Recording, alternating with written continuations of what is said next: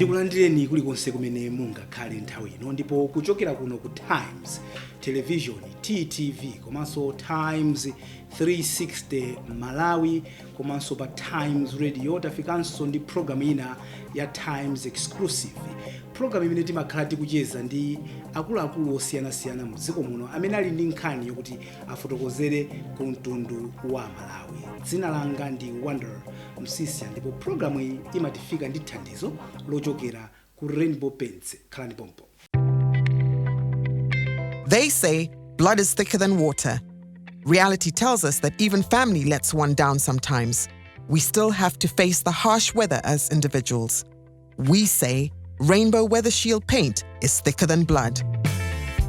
The paint endures the hottest of days, the heaviest of rains, the dustiest of seasons, and the windiest of nights. Not even the toughest molds can stand this hero of a paint. Rainbow Weather Shield, family and true friend that sees no weather. Rainbow Paints, peace of mind, part of the deal. Kupitirira ndi program yathu ndati tsopano ndikuoneseni alendo athu lero. Alendo athu lero ndi Mayi Martha Chizuma amene ndi mkulu wa bungwe lomenyana komanso kuthana ndi ziphuphu mdziko muno la Anti-Corruption Bureau. Ndakulandirani tu Mayi Chizuma. Mdziko mukwambiri.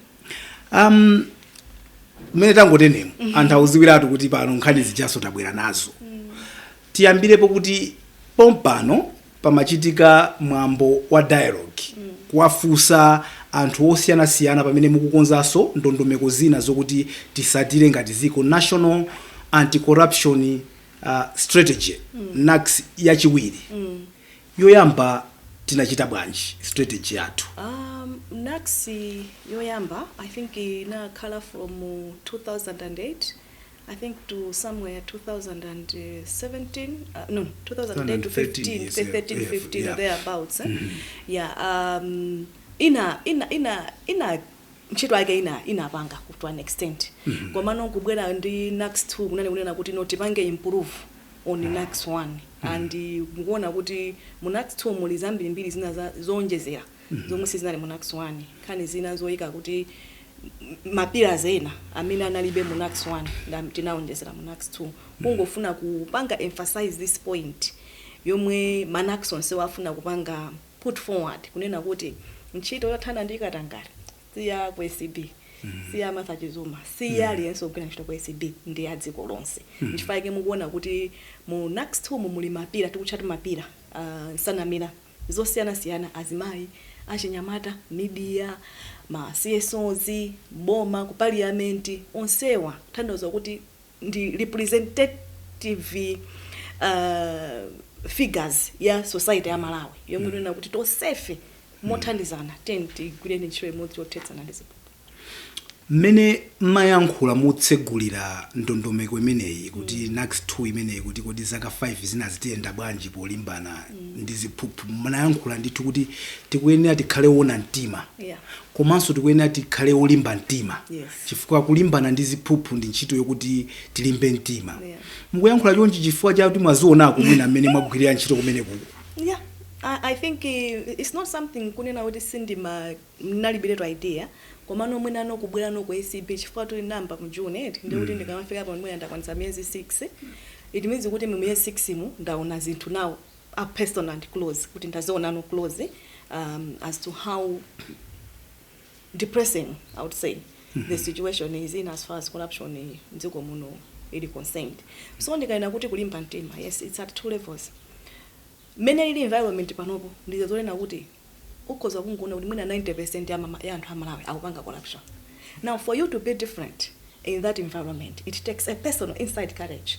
Yona kuti ine izingakhala anthu 90% akupanga ine sendipanga.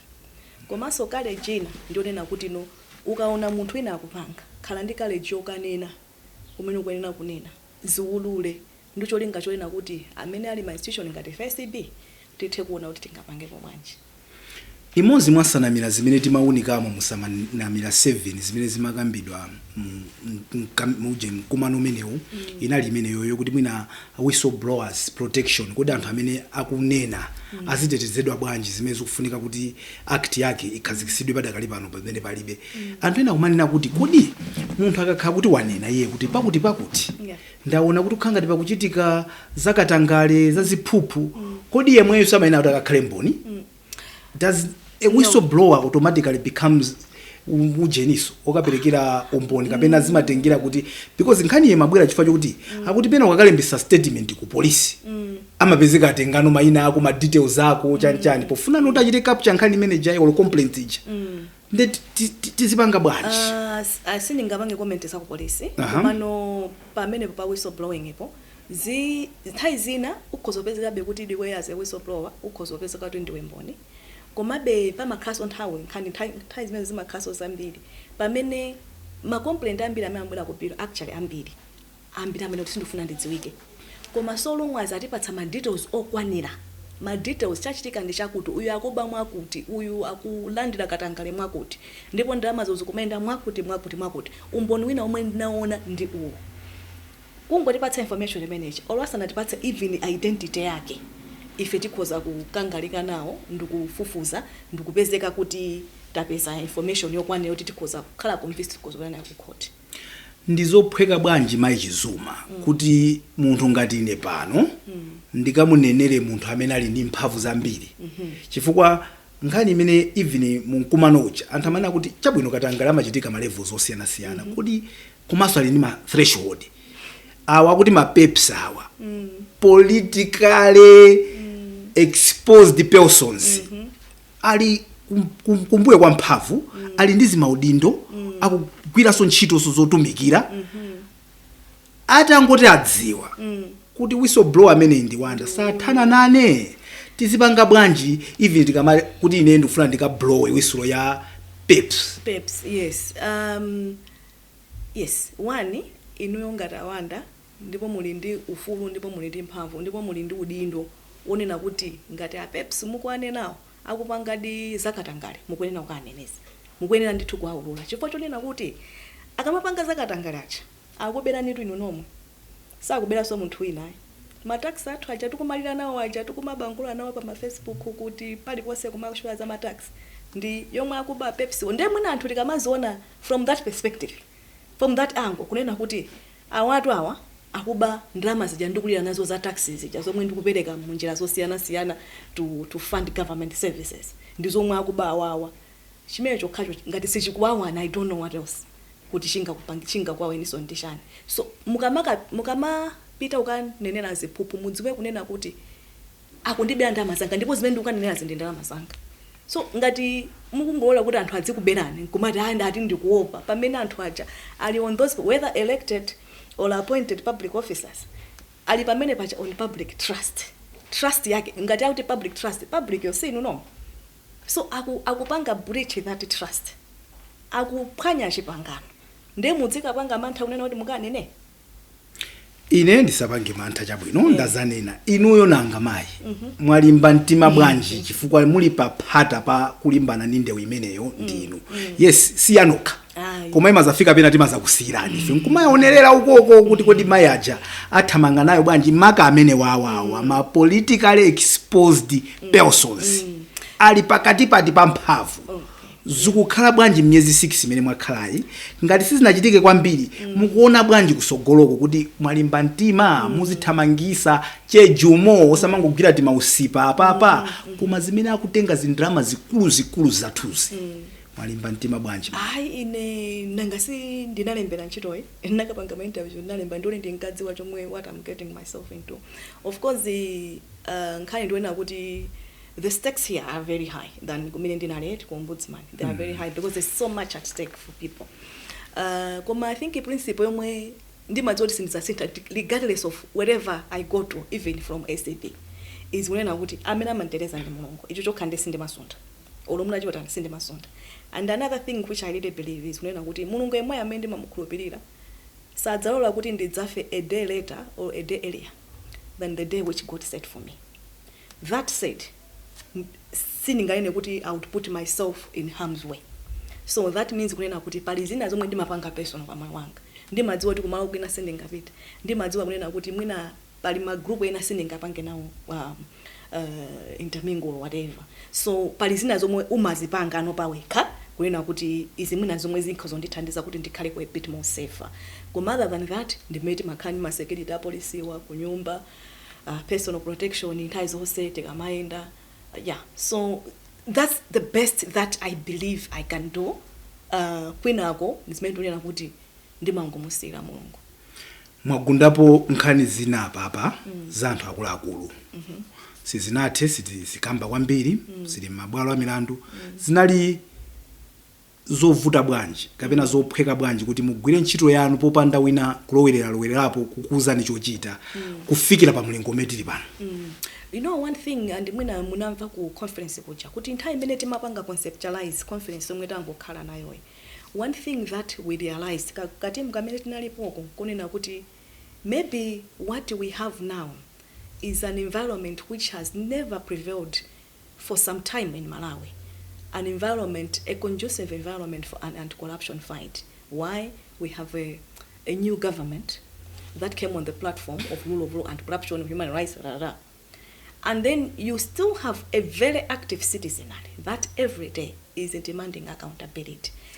A combination of these factors produces an environment where maybe now we can actually fight corruption in earnest. And I can say to all Malawians and truthfully, kuti so far to date, ndimanena supermind yambirembe. Sinanandire kwa any call from our president. Sinanandire kwa any call from our vice president. Kunena kuti ati musabange, ayo musampange investigate. Language yomwe ndimanandira ine from the president. Ndwena kuti inugirani ntchito yanu. Bas. So that for me, we should not take it for granted. It does not prevail in many jurisdictions. And that's why ndunena kuti this is the time, because probably if we may miss this time, we may not have this opportunity again. That's why we have to explore and utilize it. So when you ask me about maybe specific cases which have happened at least within the period that I've been at the ACP, it's my own probably conviction, and also we know the mandate of ACB. When nobody is above the law. Even the president is not above the law. I am not you are not above the law. No one here in this country is above the law. So ngati pakuoneka kuti mwapanga zina zomwe zaphwanya ndi malamulo. Chifukwa cha principle ya rule of law ija, malamulo amene akwena upanga na apply, regardless of who you are. So that's really what guides me. And then also I think the environment when I describe is what also has enabled us to do whatever we managed to do. Despite mene mukambiramu kuti environment ili bwino in terms of kuti mwina mutha kugwira ntchito yanu osakupyezani komanso anthu amene akwena kuti akupaseni support kumakupasani support kwamva maiko komanso anzathu amene amatithandiza aja akuonabe kuti tidakakhalabe ndi moyo omafuna kumatengabe zinthu zoti sizathu. Iwo aja kumakhala diplomatic pogwisa ntchito chichewa chokuti leakages. Kuti we still have leakages. And ndinamvesera bwinobwino akunena kuti COVID iyi yamenya aliyese kuphatikizapo ife tikamatenga ndalama kuthandizani. Sikuti ifeyo zilingatikale muja kuti timango nafeso tikumaganizira kuti kuti imeti pereke. Nawo ikapita kumenya apita kuja umapezeka kuti ikudontha. Kudonthako pachichewa chomveka kuti amalawa timve bwino kuti wina akako akuitenga isali yache yayo. Sizabwino koma ife sitingabwere pano kuyankhulani zambiri muona nokha kuti mukonza bwanji uthenga umene ujawo ngati amalawi tiyende nawo bwanji mayi pofuna kuthandizani kuti timenyane ndi ziphuphu ndikatangale mziko muno. Actually tisambire pamene pacha tiyambire ndalama zomwe timapanga generate zathu chifukwa ndalama zoti Malawi muno zilipo misonkho ya Malawi. And I think with the things that I've actually seen so far ndikuona kuti kadziko kano nkolemera kadziko kano mwina siti ngati kolemera koma tili ndi ndalama zokwanira zoti zikhoza kuti kwanira tikanakhala kuti siti maziba. Yes, fuata tukuziba takhala tukuziba ndipo tukuziba mosakhala bwino. Billions and billions ndisaname hapo, billions and billions of public money. Misonkho yanu ija, misonkho yana phiri, misonkho ya abanda kuma midzi kucha akamagula ati masopo akamatani misonkho imene ija muone kuti ikalowa mu public base, that public revenue base idzipita no kumisewu, idzipita ikamange maskulu, idzipita kuma clinic mankhwala tikutchula ndipene kubedwa so tisanafika even as donors tiyambe kaitangana wathu kuno and chifake ndiona kuti pakwena okhala aliyense akhale vigilant azidziwa kuti ndalama zija zikakhale kuti mwina ukona ngati kuti sizikundikhudza ndikuwuzani zikukhudza chifukwa the moment you are purchasing anything in the shops or whatever ukupangidwa tax. That's the tax. Moti unakagula sugar, let's say, I don't know, 700 kwacha. Ukugula sugar, let's say 800 kwacha. 100 kwacha imene chayo. Ikupita as tax. So image ukamapeleka kuboma, sulu ina kuti wina akabe. Kandi nduna, kandi director, kandi PS, kaya ndo officer chabe wa mboma. Sukuti imene cha kwenye utakabe. Ikwenela kuti ikapite no for provision of public service. So that should hurt every Malawian. Zimkwenela kumuwa wali yense. Wena uti ndama zanga ziyazukubedwa. Then this then can so ina ndi amadona ngati chonchi chifukwa ndama zinazo zochokera ku mataxi anthu awo zikamabwera kuno khazo bwera you said khazo bwera uzochokera ku mataxi anthu awo so ndizowawa kwa iwo wachazo kuti zigwire kuno zikangopita in the private pockets of very few people.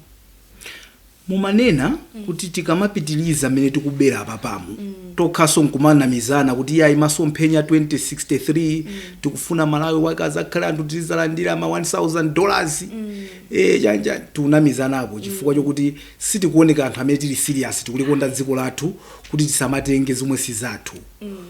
Tuphonya pati mayi mene manene amene pajapa tizimva kuwawa pati kuti aliyense akhale mulonda wanzache kuti no masomphenya 2063 musasokonezeni ifa mukupisilira mu ndiwo za mwina ndisanafike kuti aliyense akhale masomphenya ndinadzazi yankhula chimene temapanga launch national anti-corruption awareness month kuzomba last week kuti can we maybe use this moment just to have also a self-reflection because when we say kunena kuti corruption is rampant musangoganiza ndo Capitol Hill kokha ndoti ndikumakhansoko okay ndi pali ponse aliyense mveke kukhoza kunena kuti nthawi zino kamayiona amene lili zimene zikuyendera pano kukuchika nkhani za AIP ma AIP selling points ifeso zokumati pesa ndithu anthu kuti imbira mafoni bwerani kuno muzaone ma 1000 tikulipira ma 1000 pompano tangomaliza Abdimak kugula shimanga zikuchitika so mukuona ka selling point ka kwa Abdimak kaya kumamidzuko ukamva nkhani ya corruption so sikuti ndo Capitol Hill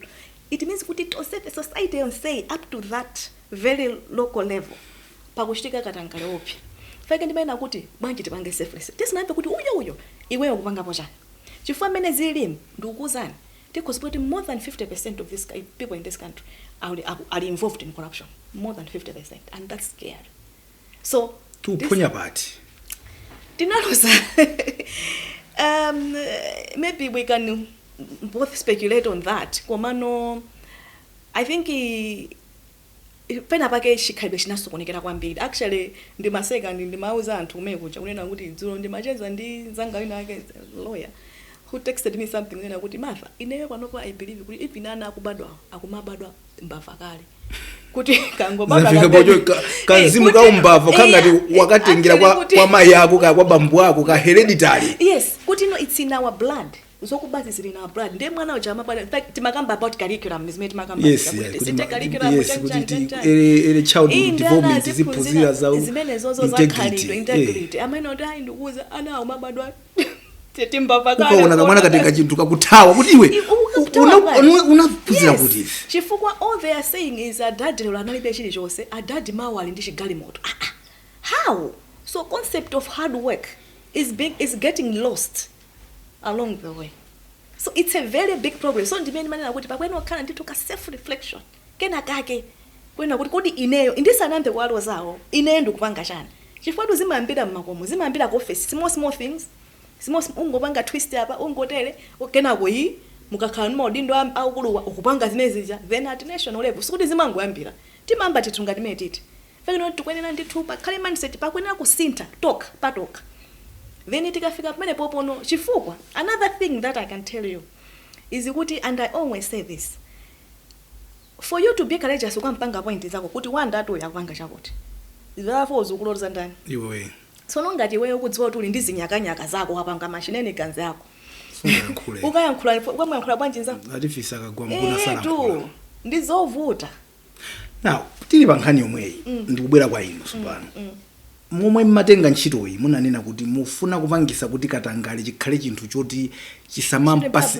yes 6 months pano tuyenda kumasomphenya anu acha mukutani mumanena mumatiponyera kuti musangoyang'ana ine ndekha ine ngati Martha Chizuma sindingathese ziphuphu komabe mutitsogolera ndinu monga lida lathu mukutani kuti izi tikunena apa basi zifike level yokuti alisaziti kugwira ndalama ya boma ine sinzagwira soyi tikuyenera kukhala kuti ife tikamagwira ntchito yathu pakhale deterrent effect koma we still need the public, we still need you, because imene munene nawo ine panoko sindingakhale kwa santhe sindingakhale kuchitipa where there's an IAP thing going on. Okay, munthu wina akali kuchitipa akuyenera kuulula kuchitika kuno ndi chakuti wapanga ndi wakuti ndipo wapanga wagula pala anthu ena umatipatsa ma information amene wa kuti information yokwanira kuti even investigation asingavuti. Ineyo I think as DG, as the Director General of ACP, I'm still on that promise. We need to make people uncomfortable with corruption. Isakhale mene ngati kudya nsima tomwe mazindu. Kumaona ngati kuti ndizati mene mapangira. Yes, ndipendona zili ngati mu DNA mwathu. Koma nokuti usanapange uzipanga kuti and how do we do that? It's the same things. Tipezeka kuti mwina people who matter in society and they are involved in corruption, take them to task. Because they are not above the law. The deterrent effect yomwe ibwere from that will be so huge. Inuyo pa ntchito imeneyi kuti mumenyane ndi ziphuphu katangale ndi anthu amene ali ndi zindalama, anthu amene iwo amaziwa kuti zawo ziyende amapanga ziphuphu basi sadayambe kuyesera kufuna kuzachiponya even kwa Director General amene kapena timu yanu kumaona kuti kuti anyamata anga wasapa zokhala bwanji kapena ino amene ena kubwera ndithu kuzayesera. Okay, so let me just give you one straight answer to that. Corruption disgusts me. Anything, it disgusts me to the core. Mori ngati alipo wina kunja kwa kuganiza kuti nditha kunyamula chithumba ine kuti Achizuma aja akaona kuti I have never received a bribe and I will never receive a bribe. I can't. Then I have to leave this place. I have to leave this position. Then, because I can't live a lie. Now, many mukuyankhula choncho. How do you also make sure kuti zimenezi mukwapasira timu yanu yonse kumene kuku chifukwa pena anthu ena mazakamba nkhani kuti okay panopa pamakhala ma deals ena amene inu maina mumpereke kuti no objection ka chizungu chake mati chani kuvomereza kuti procurement imene iyi yayenda bwino anthu ena amazayangana kuti kuti ichi chinavomerezedwa bwanji ndi anti corruption bureau koma chikuoneka kuti chili ndi ma moving parts chili ndi zinyakanyaka kuti deal ya ma passport iyi ndi a techno brain idayenda bwanji imene anti corruption bureau anana kuti ili bwino.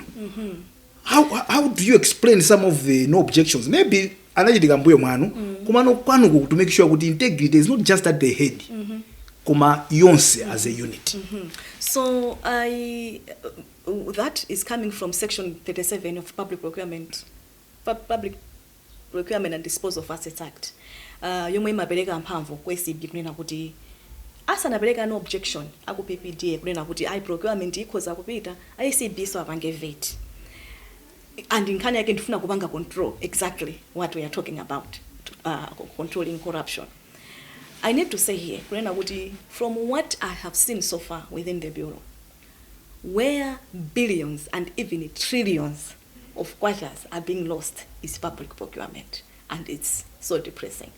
Where ndrama zukulowa, pama services, palibe, there's zero delivery, or where it's substandard, where ndama zimene zaperekedwa ndi zomwe mukunena kuti zakoledwazo sizikugwirizana. So we are paying billions, and I'm saying mwina chinthu chomwe mwina tinakakhula 1 billion koma tukapeza kuti kugula 10 billion. So 10 billion imeneja ndi matax anu aja ndaja amenera kuti akagule mankhwala or amange maternity shelter at some clinic or a school block kuti anaja akhale environment yabwino kuti akhoza kuphunzira kuzakhala nzika zabwino bwino ndikumene kukulowa 10 billion ija.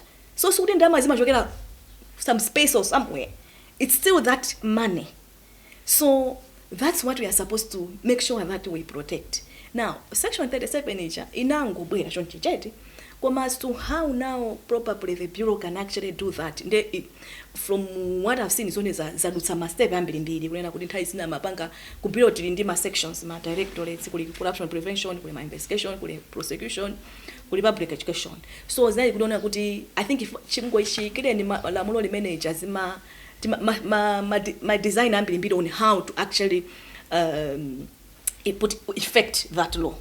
Komano chomwe tapanga panopo chifukwa cha zomwe kunena kuti contract itu I mean ku procurement ya bureau nayo panga vet. Why chakatoka so zenyakanyaka chonje. Mpamene tazo akamena, can we just reflect a bit more on this and see what we can do now. So panopo muona kunena kuti I don't know, I think from a month or 2 months ago, other than kuti muna pakhala officer amodzi amene adziyang'ana a multi-billion kwacha vetting taika committee ndiye kuti muli lawyer, muli investigator, muli officer corruption prevention, ndi aku PED corruption public education. So onse aja kupanga ngati committee kuti akamayiona procurement ayang'ane zonse antaika ma guidelines ndithu kutengera ma lessons amene taona pazinkhani ngati zizi kwena kuti tomwe feta natayipanga clear tomwe feso tikudzayipanga ndetaika ma guidelines based on those lessons amene tikukhulupirira panopo kunena kuti tikapanga apply bwino izizi zisika chifukwa it wasn't even reflecting very well on the bureau. But at the same time we should know kunena kuti economy katubeka ndikakang'ono. So mwina tikayimisa zinthu zotaika restriction notice musiye mwina musapange za marepo musiye musapitirize kugula mafio musiye musapange chakuti ndiye kuti bezinthu zijazayima. Okay, and it's affecting operations of government. Now you don't want as a bureau to be an impediment to operations. How do you juggle that to make sure that we have a right balance? Yes. Okay, it shouldn't be a bottleneck. Yes. Komano ikale a check. Yes. Kuti process yes tukufuna yende sanga. Yes. Tisaitamangise kuti yes. ingo bola yadusa. Yes. Komanso the same time inasagwise ntchito ngati chida chongoyimisa zinthu kuti zaboma. Yes, it's a very delicate balance koma something that's doable. Ndifake ntwena panopo kunena kuti poyamba andithai zambiri zikamabwera mwena ku PPD zikufunika yesterday. We need this yesterday. So that also puts the bureau at a corner kunena kuti koma sindikuti sinditha kupanga chili chonse chomwe ndimenera kupanga kuti vetting yedutse ndi pamene zikasokonekera zimadzatuka so kuno ndalama zakubedwa. So panopo tanena kuti I think ngandisa kunama either 5 to 7 days within which talandira kuchokera ku PPT at least pakhale between 5 to 7 days when the bureau can carefully look at the whole procurement, make sure the paperwork is fine, do a bit more due diligence on the supplier and check a lot of things. These are red flags for corruption. So we are hoping with that ngati kuli kuchedwa kuzichedwa ka 5 days kaja ka 5-7 days kaja koma kwina akunde tikudzoti chikatuluka na sichibweranso ichichi. Mukuonera Times exclusive pano pa Times Television TTV komanso pa Times 360 Malawi pa Facebook page. Mukumvera so program imeneyi pa Times Radio. Alendo athu mu program ya lero ndi Mai Martha Chizuma amene ndi mkulu wa bungwe la Anti-Corruption Bureau. Programu imatifika ndi thandizo lochokera ku Rainbow Paints. Khalani pompo. How often do you wash your favorite clothes? 52 times a year? How long do you wear them before they fade away? 3, 4 years? Imagine a paint with washability capabilities of up to 10,000 scrubs during its life. Imagine a paint that maintains its luster for over 7 years. Imagine a paint with a velvet finish and water resistance. Stop imagining, because Rainbow Acrylic Sheen does it all and beyond. An all-time hero for interior and exterior finishing that brings smiles to thousands of families and contractors. Rainbow Paints. Peace of mind. Part of the deal.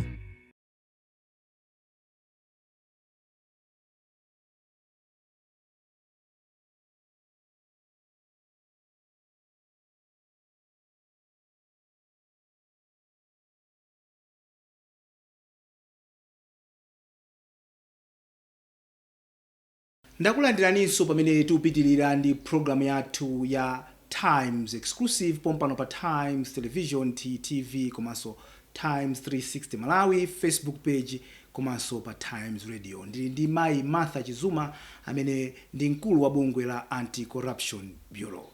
Mai, mudauza mtundu wa Malawi kuti mufuna muyankhule ndi president opuma Arthur Peter Mutharika chifukwa za tipping yawo. Kandi za simenti zidalumikizana ndi zina ndi mafuna muti mulankhule nawo ngati ani mati chizungu chake person of interest. Zimene mutayesera kuti mpange interview koyamba zidalephereka kenaka iwo adasankha ndali ndi ufulu wawo kuti sayankhulapo. Ne munabweranso kuzauza kuti zoti apange interview zija zakanika tipeza njira ina chifukwa tufuna timve kuti chidachitika nchani. Njira imeneja munayipeza? Kupyola wakhala kupangidwa investigation nkhani yake yokhudza allegation yonena kuti TPIN ya president akale Mutharika imapangidwa abuse. So the investigation yoti yatenga I think wambira chama 2020 2019 thereabouts ndoti yatenga more than a year, and my investigation ndoti at a very advanced stage. Ndeno pokhala kunena kuti tipi nitikuine nayo ndiya a president yo panafunika ndithu kunena kuti tikapange tifuse mafuso, and izizi sizoti so kapena ndi zoti tungoganiza koma nzonena kuti malamulo amatipatsa ndithu mphamvu imene yonena kuti munthu ngati mkati mwa investigation and tikuona kuti muna munthu ina atipatsa information tikhoza kupita section 11 thereabouts anganisa kunama. So ndi lomwe tinapanga kuti no tingopeza ma clarification apa ndi apo onena kuti kodi nkhani zijasemenda bwanji. So I think many zinaendera lesa kudziwa, and always said that tipeza njira zina ndiya njira zinazo zili ngati pano nde muzipeza liti chifukwa tafuna chimene kuti tipeza munazipeza kale nde mupanga liti chifukwa chokuti chimene anthu amakhala ndi chidwi ndi nkhani zikulu ngati zimenezi. Anthu amaona ngati kuti kodi pena musamaoneke ngati kuti mukuwaphwekesa awanda chifukwa choti awanda alibe dzina nde mukangondigwira ine kuthamanga nane kwimkwimkwimkwimkwi mwathana nane. Akuluakulu awawa kumakhala ngati kuti pena pake mukuwapasabe ulemu yeti tikuwakayikira kuti kodi iwowa adapanga bwanji kodi tizipanga bwanji amene munthu akuyenera kuti malamulo akupasani mphamvu kuti kaya mundifunse ine pakuvuta pati kuti mwafunse. Ayi sikuti pakuvuta ayi koma mukudziwa amene zinachitikira ife ngati kubiro tinapanga chonse imene tinakatopanga kuti tipange interview koma tisaiwale Mutharika na president, so ndi former president wa dziko lino pamakhabe some courtesies zoti munthu wina sanganjoye nakhala ine mutandivinga nawo nyolo pano ndikuyankhira sindunena kuti ali above the law koma mwina mene ndingakupezere ninu ndi umene ndikakapezere iwo acha a president akale ndizosiyanabe. Fact of the matter is pali ma courtesies ena ake because anali president akuyenera kuti tikhale kuti tapanga observe all that. It does not mean no. It does not mean kuti pali lamulo limodzi lilonse lomwe lili on the statutes of Malawi lomwe a president Mutharika sili kuwapanga apply no. Olo amene ali ma president onse ayi. Nditakhala kuti ndikumudziwa kuti ndikazakhala kuti mwina pena paka kufuna zandifunse mafunso chifukwa chokuti ndakhalapo udindo wina wake wabwino sazachita kubwera mwa ganyavu komanso nditha kumapezeka kuti kantuzu pang'ono nditha kumakaponya pamene pajaba kuti ndimvetsetse ndachula president basi ndachula president ndanali a president akale. There are still some courtesies that are accorded to a former president, and sinduthandaza kuti pali malamulo ena mesa kwapanga apply koma maybe how you approach things it's different, not necessarily kuti different koma maybe I have to go with that in mind kuti he's a former president. That's a fact. So mwina tisachedweko mukupanga progress ndizomwe mufuna muchita chifi mmene mwakhala mukutiuzira muja mutiuzaso kuti nanga simakhala mukutiuza, so we've taken keen interest to find out kuti muyenda bwanji. Now ndinene chonchi mwina adi anthu mwina sana mvetsi kuti kodi what maybe exercised our mind mwina kumanena anthu kunena kuti tipanga tikutupira kapanga interview zimapezeka kunena kuti mwina tapanga communicate kuti tikubwera tsiku lakuti communication image ili between us ndi office ya OBC kaya ku office ya former president. Zizo nafike zinacho kuti zili mu social media and mapeze kuti narrative imakhala yosiyanira nathu as to what exactly tukapanga olo zinthu zake zosokonekera. Now titaona chonche tinaona ngati kuti tipeze nje kuti tingapange control the narrative. That's why tinayamba nokumangu nena kuti tsiku lakuti tukapanga chakuti cholinga anthu aja amene amakonda kupanga twist zinthu zichi asana pange twist ife tikhale kuti taneneratu what exactly is gonna happen, and it's working. Well it looks like either way mazanena kuti ndena mana kuti ayi because tukhulupira kuti muna mukwachita nkhaza uje ndi tikakudikirani ife kumeneko mukamabwera kuti mufuzafike kunyumba kwa mwina president obumawo ife ngati wakonda mukatipeza tafika kale. Yeah, so it looks like kuti either way mwina tika whether you tell them in advance or you don't, it looks like someone will still find a way to twist that. So panopo all we are doing is to kupitiriza ndithu ma investigations athu and izikuenda. Tidaonapo ku South Africa, I don't know ngati munachita chidwi pamene amapangaso nkhani ya ujeni Jacob Zuma ali ndi nkhani ngati zomwezi. Kuti munachita chidwi to follow mene zimayenderaso kumene kuja kuti mpaka na ndithu kumapasana ma deadline kuti pofika within 24 hours ngati zakuti sizichitika basi singobwera ndi anyamata azangokutengani munthu wamkulu. Well, I saw that. I think that was to do with the Kangatima contempt, right? So, yeah, I saw that. It's interesting. Kuti for a country with almost a similar legal system is able to do that, and I think it simply speaks to what I've been saying. Nobody is above the law. Mutakhala kuti mukundifuna mundiuze ineyo kuti wanda ndikufuna ndizakufuse mafuso mwina sindi kuti ndiwe suspect ndikhale omasuka bwanji mwina posafuna kuika sozo pinja nditakhala kuti nali former president, just for me to answer the question and hear you out so that the processes should be seen to be working smoothly popanda kukhanga kuti mwina tikuponya mu maspanala ndi ma blocks mama. Well, mwina ndifuso lomwe mwina mukhoza kumafusa right? Chifukwa mende unenera mtima kwenda kutufuna tisafuse mafuso okhudza nkhani yakuti basi. So actually kana omwe mwina atina wale tinapanga communicate ndikati omwe ngabwire kwa ine ikuzokhayo fana sikuti zopakha zosiyana mukudziwa bira kupanga investigate chakuti malamulo amatoleza kunena kuti aliyense amene tikuona ngati kuti akhuza kutipatsa mafuso mayankho pa investigation yathu timufuse mafuso tikupemphani mubwere ku bureau nthawi yakuti masitu nzomwe timalemba. So that same letter yomwe ikhozopita kwa aliyense wankulu amene mungamuganize ndi yomwe ibwere kwa inuyo. Chabwino. Yes. So as to how now you will react to that letter, now that one I have no control. The bureau would have no control. Then pamene my self reflection ndakhala tunenacho. Chabwino. Yes. Tisunthako chifukwa choti ndi zambiri zokuti tifusanepo mayi apa. Ina nkhani ndi imene kugula mafuta kwakhala kwina kwake nkhani yokuti all of a sudden a lot of people have taken keen interest kuti zogula mafuta zimakhala bwanji nthawi inake munayimisa process yogula mafuta I think anthu samamvese sana kuti agwirise njira yanji nde inuyo imene mayang'anira mwina vetting ya procurement kudapitika order. Kenaka iyayo khanga ti order ija chokako mwalangiza kuti njira yovomerezeka ndiyi.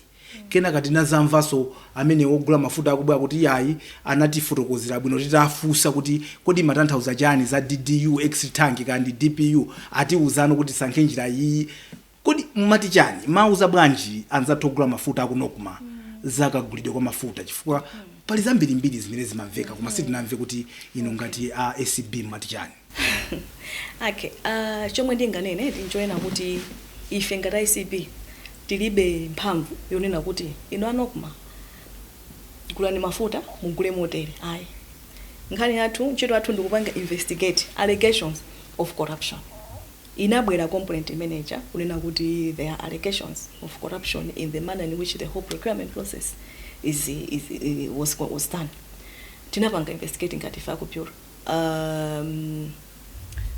Tinamaliza kupanga investigate mu complaint imene inabwerera ndizomwe tinaona tinapeza unena kuti sitinaone pa evidence yomwe tinakhala yomwe tinayipeza through investigation sitinaone ma corrupt practices amene amachulidwa olo enali wonse could be my irregularities tinatake mwina tokhudza interpretation ya chanja ya some things zomwe tinapereka kwa solicitor general kuti atithandize koma real corruption sitinayione tili nkati mopanga the same investigation ndipamene tinazazinika kuti ku court itu kuna tuluka injunction yes. Yonena kuti nkhani yake nali ex tank ndi DDU.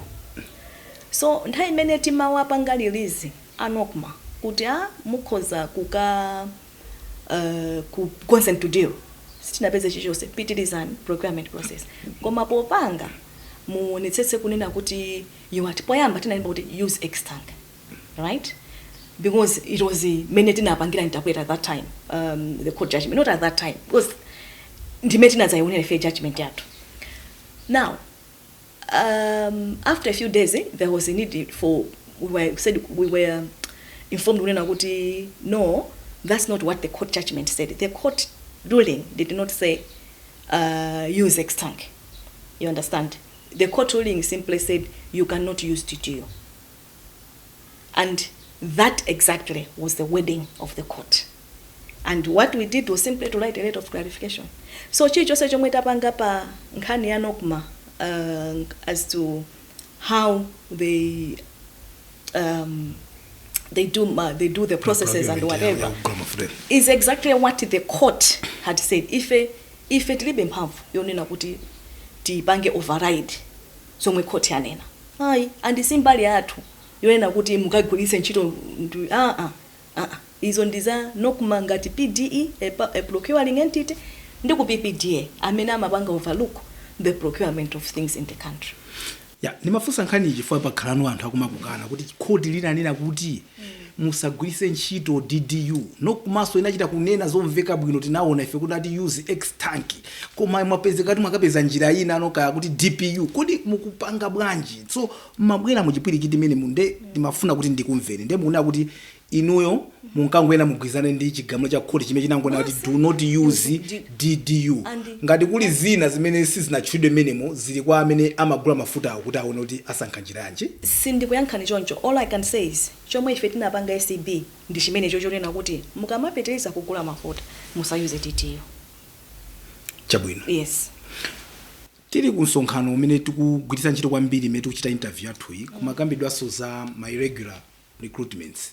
Kuti zikuonekabe kuti ndivuto lakuti anthu amabwerabe ngati mwachinyengobe kuti khangati zinthu zikuchitikadi bwinobwino mezi mene akukhalira komabe pali kachinyengo kena kake kamene kakumalowa zimene anthu amafunsa kuti pafika kuti mwina pakakhala panelo pazikhala official wa ku ACB azikaona kuti zimene zikuchitika apa zimene zikuoneka ngati zoonazi akhaladi anthu apapa koma is this not staged? Can we call it an interview? Are the scores real? Zipwirikiti zachitika pakati pa mayi zikukhala bwanji zikumakhuza bwanji zakatangale zachinyengo zaziphuphu. Komatu ndizomwe ndikunena zoena kuti azidziko ndikufunika self reflection a deep self reflection paino nokha ine ngati Martha ine ngati Awanda kuti ine ndikumapanga cha ndikamapanga ndimapanga bwanji, and this should be for everyone.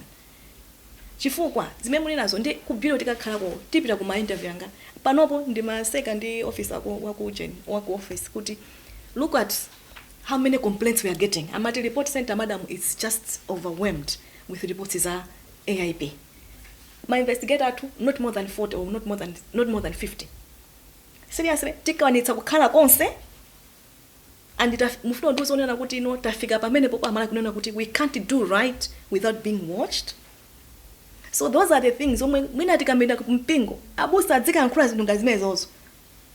We need to arouse some right cautious in this country. Otherwise, our psyche is so messed up in as far as issues of corruption is concerned, and it's worrying. That's why if you saw how passionate I was with issue ya curriculum, mwina nzanga ya maina zona uti anati kungo bado atimbavakali. Koma mwina tiyambeno a whole new generation now. And you know, all I need, and ndi magamba office kuti zimandoa kuti all I need for that process to go through is $500 million. We need about 500 million kwacha for that process to make sure that we have issues of ethics integrity in the curriculum. Kuyambira ku schools za yes ECDs. Yes. Ana jaga makula azidziwa kuti ichi si chako usatenge. Azidziwa concept ya don't hate another person.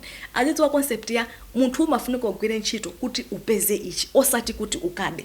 Basic things zidziwika at that age adzikula nazo.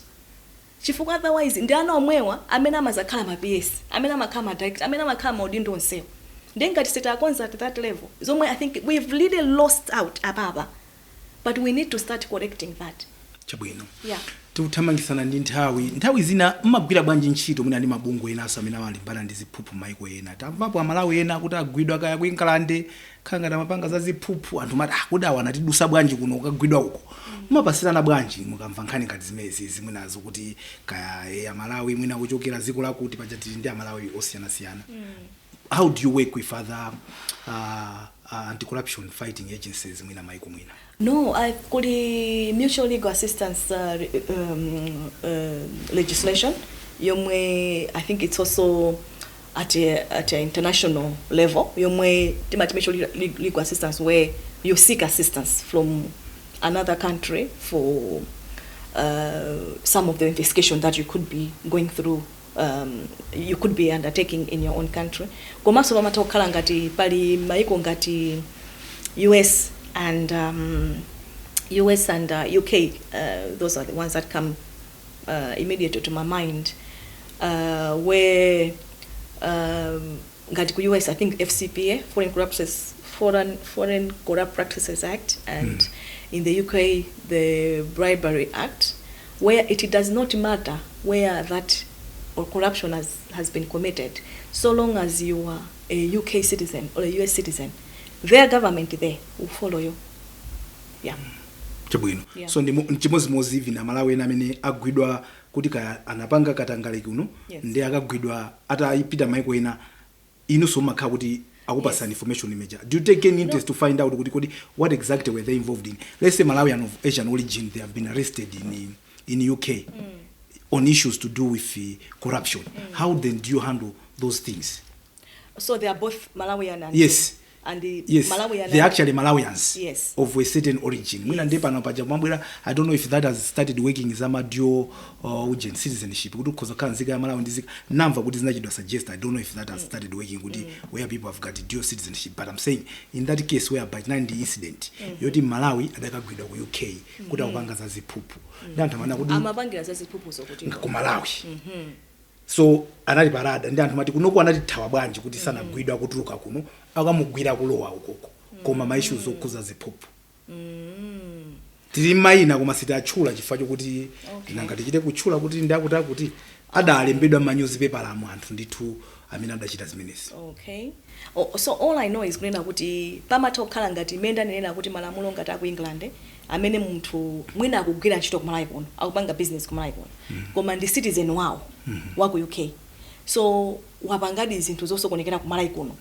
It doesn't matter even if England is not hurt, koma so long as the corruption and waipanga dziko lina ndipo iwe ndi citizen wawo amakutsata. Chabwino. Do we do the same ifeso? Kuti Malawi akuchita zimezo even ziko la ena ake ifeso nkhana ichidi kuti ngati akupanga umene kuyisa kabwera kuno uyu watisokonezerana uyu atisokonezerana.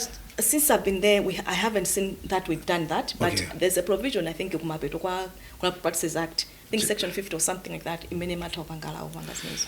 Nkhani inaso imene imatuka kwambiri kuzokambirana zimachitika zija inali nkhani iyi ya lifestyle audit. Anthu akatenga ofesina yache boom ali ndizi chuma zokuti nzosatani zovuta kuti tifotokoze nakufusani tatengerana pambali mandu zati zikozokhala zovuta wanda kuti ningosankha kuti nimufufuze wanda koma sindimufufuza Devi.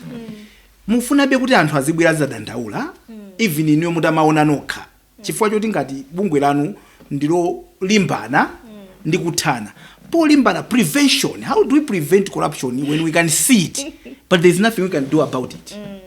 Yes, lifestyle audit ndi one of the things yomwe tinaitinanga kuti ndi a life changer in as far as anti-corruption fight is concerned. And if you ngati ku anti-corruption bureau tili ndi section 32 yomwe ndi malina imene makamba za unexplained property. Imalina kuti unexplained property yomwe on further reflection taona kuti mwina section isi tinaipange exploit kwambiri ndipo we need to exploit it. So chomwe imalina joina kuti pamene officer aliyense wa mu bureau amene wapangidwa authorize ndi director to do an investigation kwa munthu amene akuoneka kuti ali ndi katundu kuposa ndi mapezedwe yake akupanga lead style yoposa masalary ndi makapezedwe yake amene apangidwe investigate. Yeah, ndi mene manenera andakapangidwa investigate ndipo ma investigations acha apangade establish kunena kuti awatu sizi kubalance ayi mena akukhalira ndi their source of income sizi kukwirizana then ku bureau tukwena ukampanga charge with what they call unexplained property under section 32 ndipo munthu amene ojaka kanikaso ku court kupanga explain property yake then the court will find him guilty. Pamene bakumveka bwino mai pamene sipakumveka ikapenda ndakudula nisanga yeah. So ndimene tunena zonena kuti ndi section yomwe mwina taipanga yo underutilize kanthawi kaitali ku bureau koma panopo tufuna tiyambe takambirana kumene kuja kuti izizi zikuyenera kuyamba chifukwa timaziona tu makukamo kuti awakwazi kutheka manje. Okay, so as to I think timacheza the side note. Yes, pamene ndikufuna ndi pamenepo kuti kufikira kuti munthu yakufufuzira because tikamuyamba kufufuza kukuzi kumveka bwino koma mupita bwanji kukamuyambano kuti awati waziwawa adali mkanjinga kakapalasa angogwira kantchito kaboma kaya ndi minister kaya ndi aphungu kaya ndi ndani mbomamo all of a sudden ali ndi katundu omwe mudikiranso munthu wina azachite kukuzani kuti kodi mayi takafufuze nawo kapena panokha. So pano nkhani ndoyena kuti kulitu anthu 18 million malaimo tingweleza kuti mwina anthu ogwira ntchito lo utakataka let's say 8 million tingwelekeze 8 million people nde mwa anthu 8 million acha mwina mula anthu 3 million amene ali ndi izizi so katundu yampeza bwanje njani zimene mafundi makamba nthawi imeje mete macheza nchoyena kuti kodi chinji chomwe chika ndipangitso ndipite kwa Wanda noti kwa Martha ndishani pamene onsewa 3 million onsewa ali muchipulikiti first tingapange investigation anthu 33 million times. I hope you also understand that it's practically impossible. So if I can do na kuti out of that dialogue zimwe ndina age ndone kuti tipange njireti ma processes amene mwina tikozo mapanga for all of my guidelines tomwe before me as a director authorizes that investigation on someone amene akupanga live beyond their means. Tichonga tima box. Tima box nditi natona kuti tifike hapa.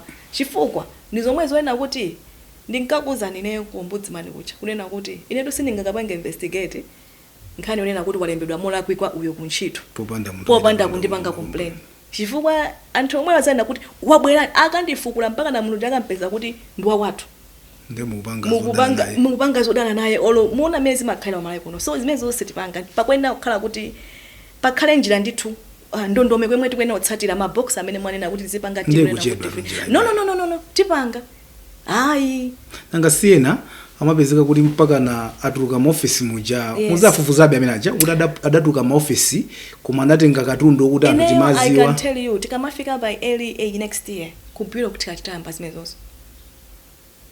Okay, provision yakhala mu malamulo kwambira 1994 or 1996 when the act came into operation. So yes, we have actually realized with the way how sophisticated corruption is when we really need to exploit that provision. Komaso at the same time ngakhale kutashedwa it doesn't mean jipangeso sinthu mwaphuma tena kuitsanso kwakhala ma challenges ambiri mbiri ku court moti provision ija should actually save us tipezeka kuti titi busy kumakapanga defend how we've done some things ku court. That's why we want also to avoid that tipange sinthu molongosoka and menda nenamo ikamafika early first quarter ya next year we should be able to start that. Tikupita kumapeto wa program yathu ndikhandi kupemphani pompano kuti muyankhule mawu akukhosi kwa Malawi amene timakamva papa kuti mene tikubera ndalamazo kumapezeka kuti mwina mpaka na 400 billion ndalama zimene zabedwa muzaka zimene zapitazo kuti kudi tuganiza bwanje. Now pomakhala maganizo ena and I want you to understand how I'm going to phrase this question to say kuti with all the effort zimene tikuyika to fight this anthu ndikumapangabe are we serious mami we are going to win this tiza winadi nde imene nkhondo imene nkunena kuti atagonjesa tapambana kapena is something that we just continue kumakhulupirira kuti sizacheka tiza wina inewet ndinanenaso kuti tu anthu amene apanga corruption ndinutungati nomwe timapempheraso tikamayankhula pakamwa anthu akamatimva titayima pa chani pacha pa podium ngati zenizeni kumayankhula ndithu kusuti munthu ndithu wabwino akangopita yes koma teni zimene topanga kumbuyoko that's where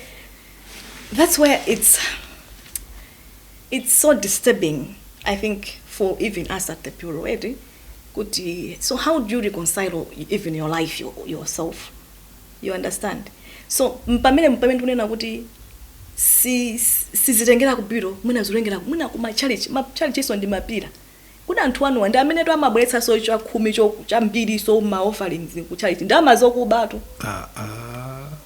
I'm just telling you what it is wakaziba uko kumakapereka cha 10 uko mwabera anthu osauka mpana kubasani mukaika- udinde kuchalichi kuti yes. uyamapereka mukhulupirika Yes. zakuba. So the point I'm trying to say is kunena kuti see anthu they are not super beings. I said they are not super beings.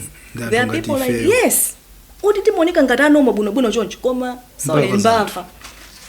So that's where real work has to start. Mwina ka self reflection kuti what is it that will take kunena kuti munthu amene moyo wake anangozola kuti ndimaba pange twists into mapepala nditani kuti ndipeze chapa mwamba chifukwa kuti alibe tu ndalama chimakhacha china it's just greed. It's just greed. I know kuti life is hard koma kwinako it's just greed. Munthu kungokhala basi wokuba basi so chimene chicho ndichani chikumpangisa kuti and what will it take kuti asiye pamenepo ma deterrent factors timange anthu ambiri kuti aope kuti yekha sangangoganiza kuti izi zindisiye. So yes we okay we don't have any other option but to win this fight we can't and we must and we we can't will? give up. Yes we will, but all of us have to be determined to win this Chabwino. battle. Yes. Nthawi yathu yachita njiru pali nkhani zina timafuna tikambeza makhoti okuti azilimbana ndi zimenezi kunali ma threshold umwe kuja kuti mwina tizichita prioritize amene abaza mbiri kwambiri ena amati ayi mukatero so chilungamo chizikhala ngati koma mwina mukamapanga ku comment pang'ono ku nkhani zimenezi kuti tikamachita prioritize tiziona kuti ndalama zobedwa zonse ambiri bwanji kapena kuti chilungamo chikuyenda so bwanji ngati mazi chifukwa wina akuzobedwa 500,000 kwa hiyo is a lot of money even chimozimozi mina angamvire kuwawa mwina ndalama misonkho yathu yaboma itabedwa in billions. How do we balance that to make sure kuti yes maybe zina ndizambiri kwambiri komabe chilungamo chizina ngati mazi mapanga kometa wepopo amalawi ali ukoko uthenga ano mekunyamula naxija ndichataikambirana ame kujata ichita adopt kuti ayi ma 7 pillars awawa akapite kumene kumane laundering zili mmene momo zikwamba za maphunziro tiyambe anaziphunzira kuyambira school zankumpaphala zili mmene momo na tumayi tiauze zotana Malawi kani yazikatangali ziphuphu. Okay, ndingonena pang'ono ya financial crimes court chomwe timanena nchonena kuti ndi nthambi imodzi yomwe timanena kuti itakhazikitsidwa kunena kuti pakhale makhoti wangu angana nkhanizi ku judiciary anena valid reasons why they are a bit hesitant komabe they saying kunena kuti we still go along with this and chomwe tapempha nchonena kuti mwina tisanafike pa a properly regulated financial crimes court pakati pakhale zikhosobwera through practice direction ya chief justice kunena kuti pabwera mulandu okhudza nkhani ya financial crime and mulandu ukuonetsa kuti it's threshold 1 billion above 1 billion ndalama zambiri bwanji kusana kuti mena anthu amadandaulira kunena kuti milandu simatani pazipangidwa assign a judicial officer kayakhala at magistrate level kayakhala ku high court oti angotenga mulandu umene uja awupatse mwina period ya 6 months kuti uyambe mpaka na uthe cholinga ngati pachika ma process asset recovery achitike pamene pacha komanso kuti anthu aone justice ngati papeze kuti pali enough evidence to have that person convicted then deterrent factor timanena ija so zomwe tinapanga suggest kunena kuti pakhale ndithu pakhozokaso gulu lina la anthu lomwe tikudziwa kuti gulu ilili la anthuli chifukwa tikangana ku maiko anzathu komwe corruption inatsika samayang'ana a John obankhuku amang'ana mbava zikulu anthu amene ali ma public offices amene ali there on trust ali ndi influence over a lot of things ndi amene amagwira kumapeza kuti athakwamanga kona kuti no ndikuchita recover ma assets. Yes, and kupeza kuti crime rate yatani yatsika so ndizimene timapempha kunena kuti kusana kuti mulandu umene ucha ukaende mu system umene lilimo chanomochi milandu imwatha 10 years isanati tizikhala kungoyimba nkhani yake mwemwe opanda going nowhere. So we are saying kuti as an intermediary solution maybe we should do this. So there seems to be some positive indications from judiciary and we hope what is the end. Then I think generally in terms of general corruption jomwe ndingauza Malawi njoina kuti things are bad zinthu sizili bwino komanso zinthu zikhoza kukonzeka and ndipo tiyenera kukonza koma ndikunena base tikhoza kuyankhula zomwezi ine ndikhoza kupanga chonchi kaya ma office athu apita mamidzi kuti kwayankhula anti corruption koma ngati munthu yosutsutsika kwena kuti ndisiye corruption chifukwa anthu ambiri kukupangidwa corruption malaimon musamango yangana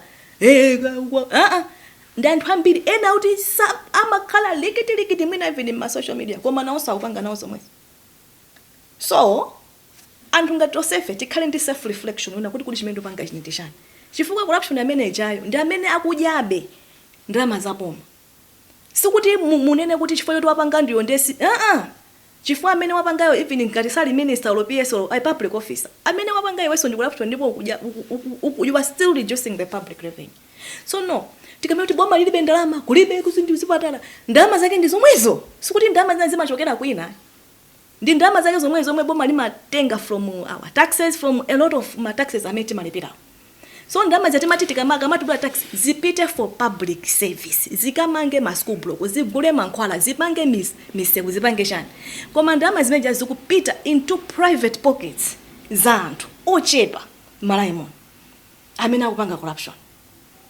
So the point I'm trying to make is when yes anthu amene akupanga zimene zozo kaya ndi Capitol Hill kaya ndi ku council ya kuchitipa kaya ndi kuti olontima local structures AIP kumabera anthu aliyense akhale ku self reflection chifukwa ngati sititero ndikukuzani 10 years tizakhala tili malo omwe Malawi going nowhere chifukwa ndalama zomwe zikufunika for Malawi 2063 kama kuti tukuti urbanization industrialization of agriculture zikufuna ndalama tu zimene zichaso so ndalama ziwekera kuti maiko akunja alena kuti impeso tibe ndalama covid afeso adebot so ndalama ziwene opangidwa generate and from what I'm saying I keep on saying kuli ndalama zoti zikhozo kwanisa zimene zizi so aliyense one self reflection ndisiye ngati ndikupanga nawo 2 kukhala vigilant enough kumaona kuti chikuchitika ndishani and report don't sensationalize because sensationalize does not even help anyone pali zambiri zomwe mwina tikulandira za AIP zomwezi kuna kuti akungozipanga sensationalize zakala wandale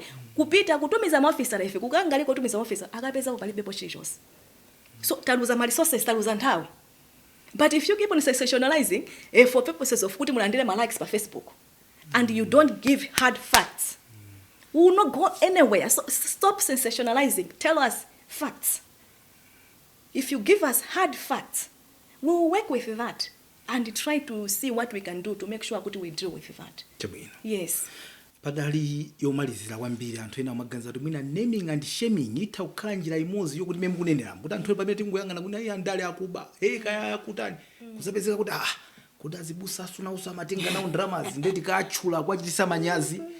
Is that something that can also work? Naming and shaming kuti awa amachita ziphuphu awo kanchi register ditu chamaina anthu ochita ziphuphu malamu. Well, I maybe I don't think the bureau would have anything within its legal mandate to do that.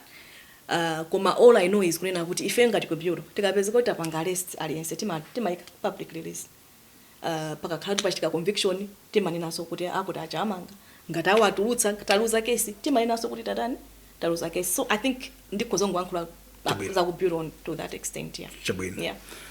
Koma naming and shaming yonso itha kukhala yabwino kuti ena amene makonda ati kumangolemba kuti muzitenga ma likes kumbali kunanonso mukuzitafuna. Ndathokoza Mai Chizuma. Mai Martha Chizuma, mkulu wa bungwe la Anti-Corruption Bureau, kutifikisa kumsiriziro kwa program yathu ya Times Exclusive ya lero. Ndithokoze ma sponsors athu Rainbow Paints komanso David Masea amene amajambula ndi kuongolera programu iyi kuti muone mene mukuoneramo ndi kumvera choncho. Dzina langa ndi Wonder Msisia chauta akalola. Tikumananso sabata yamawa mu program ngati yomweyi. Pitirani kuonera ma program otsatira komanso kumvera ma program otsatira pa iresi yathu ya Times. Mwakumanonse, goodbye.